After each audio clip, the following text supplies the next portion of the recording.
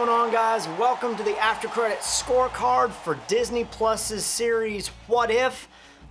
This is going to be a little bit of an experimental episode, which means it's just going to be a lot shorter. We're going to keep it really brief for multiple reasons. First off, we didn't do any predictions for this series. It was such a standalone series and such a new thing that there was really no way we could predict what was going to go on. So our predictions will be back for our Hawkeye series, so stay tuned for that. In addition, myself and the astounding Cameron, look for a link to his channel below and up here somewhere.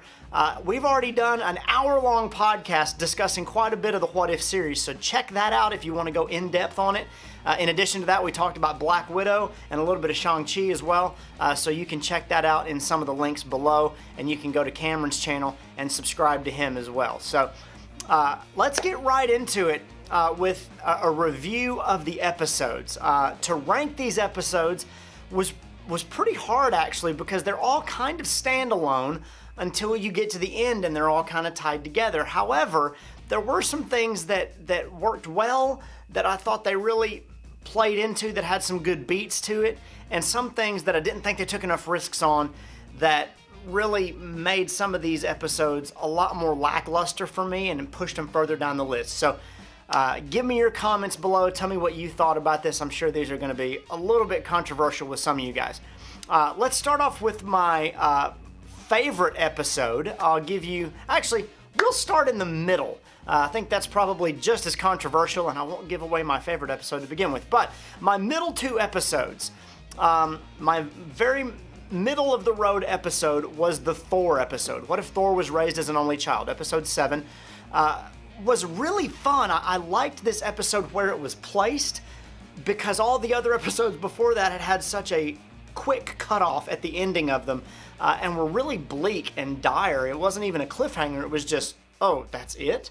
And so it was really quick and really jarring. But this Thor episode was a lot of fun. So episode 7 is my middle of the road episode there. My bottom 4 below that, going favorite to worst. What if Doctor Strange lost his heart instead of his hands? It was a good episode. It was different. It was unique. But the montages and the leaps they had to take to get there. We saw Christine die over and over and over and over and over again. And then we also saw Doctor Strange absorbing the powers of multiple creatures in the multiverse over and over and over and over again. And so just some of the rhythms, it got monotonous, and it made it more bleak for a viewer than I think it should have been, even though we were watching Doctor Strange's descent into madness, so to speak. So Thor, Strange, What If Earth Lost Its Mightiest Heroes, episode 3, where we discovered that Hank Pym was the killer. I didn't like this episode for multiple reasons.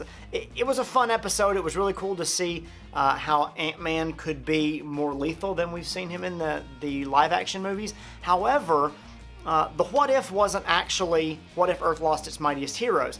The What If was something having to do with Hope and Hank. You know, what if Hope joined S.H.I.E.L.D. and died, or something to that effect, and that affected Hank in a very different way. They kind of combined a couple of story elements there, and other than seeing all the Avengers die, it was a very lackluster episode. It was the only one with a really big twist in it, which was kind of interesting for a viewer, but it kind of felt short, and nothing from that episode made it into the finale, so it didn't really have any of that crossover capability to it.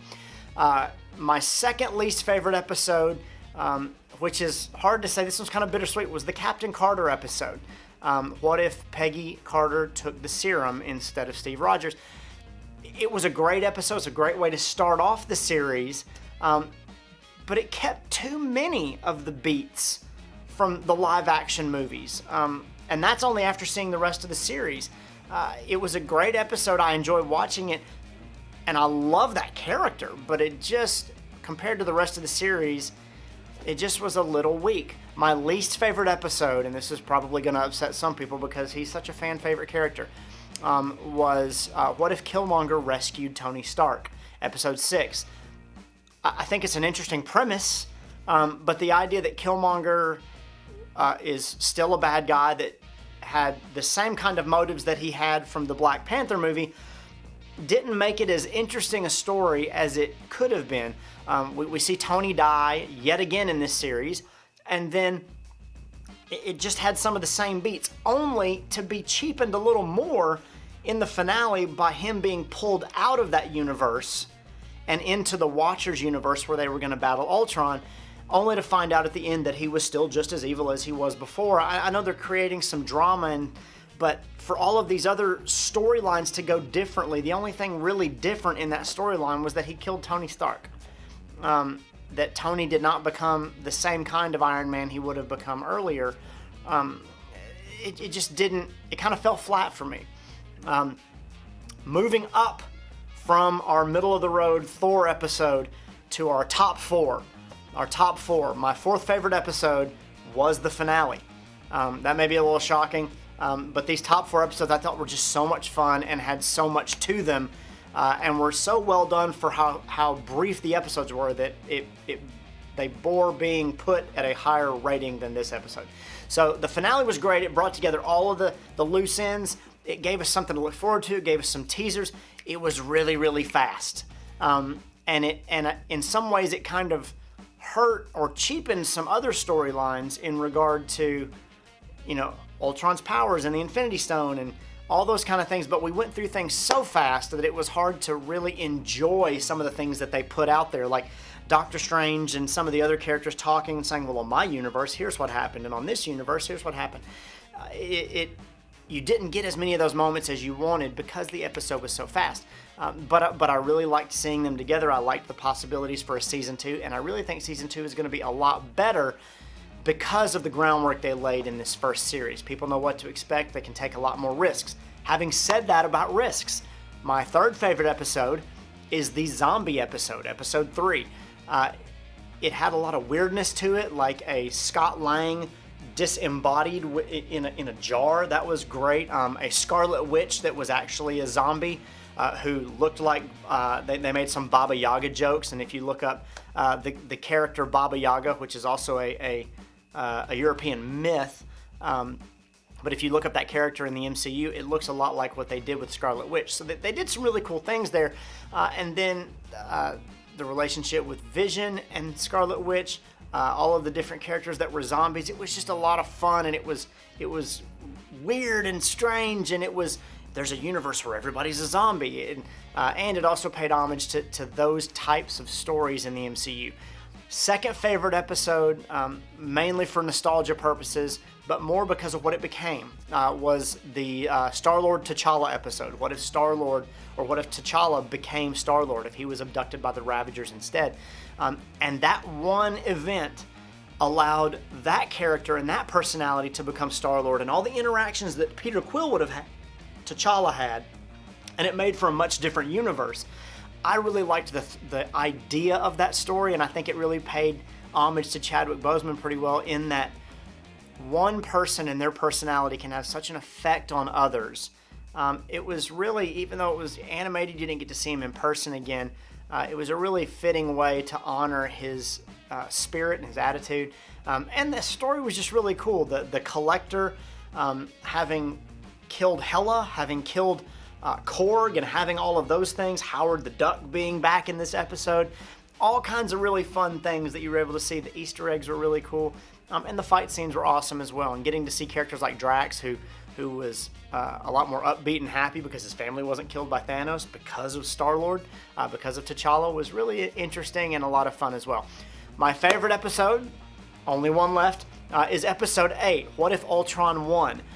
Simply because it opened up some multiverse rules. We got to see the Watcher not just narrating, but you got to see what he does as the Watcher and how he really pulls for people.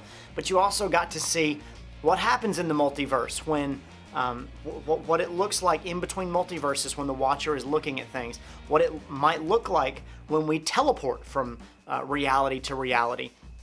I know for my buddy Cameron, if you watch listen to our podcast, one of his favorite things was the Star Wars Easter eggs. Whenever they're being punched through multiple realities, they go through what looks like Mustafar and some other locations that very well could be Star Wars locations.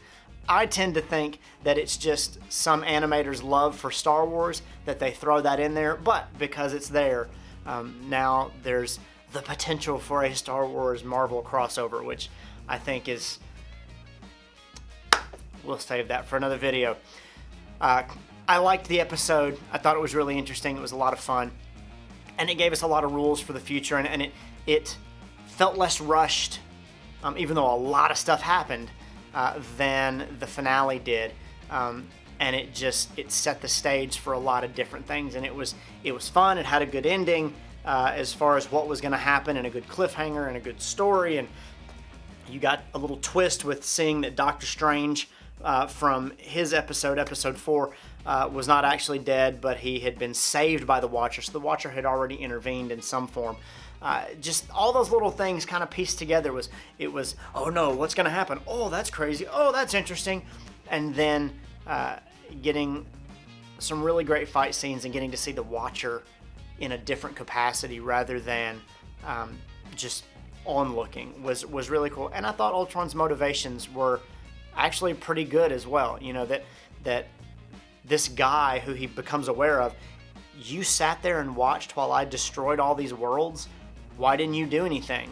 You're no better than me. And he chose to continue his predetermined path of cleansing the world and bringing peace by destroying those who either cause destruction or, because of their lack of effort and intention, cause destruction. So those kind of things, the motivations were interesting. It was a well-written episode, and I really liked it.